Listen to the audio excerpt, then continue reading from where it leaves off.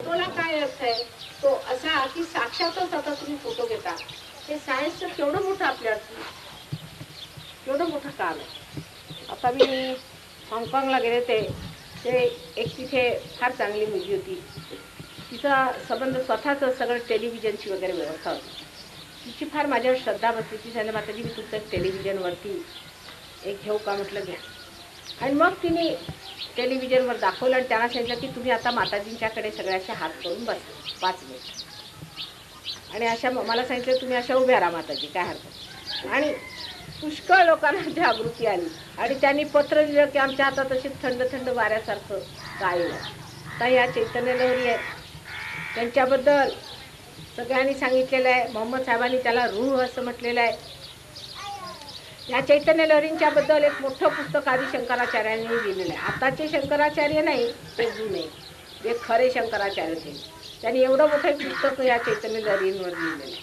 ते आपण वाचतच नाही मुळी. त्याच्यामुळे आपल्याला ही कल्पना होत नाही की आपल्या ह्या धर्मात सुद्धा केवढा मोठा आपला वारसा आहे.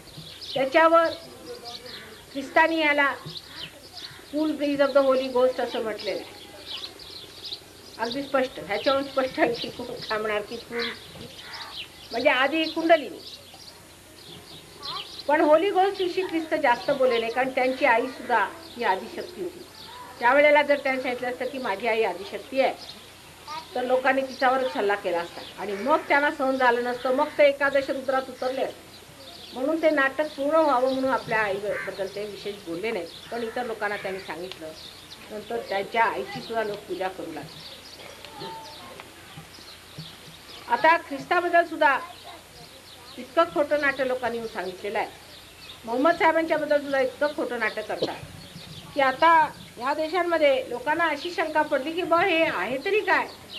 कारण ह्या धर्मातले लोक इतके कर्मिष्ठ झाले.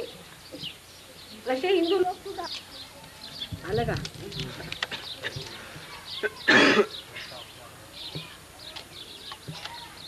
तर हा आपल्या सेंटरला ऑस्ट्रेलियाच्या लोकांच्या तर्फे बक्षीस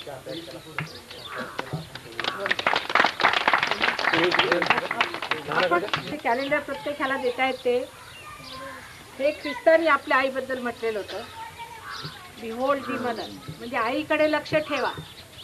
ही सगळं काही सांगणार आहे हे ख्रिस्तानी सांगून ठेवलेलं होतं.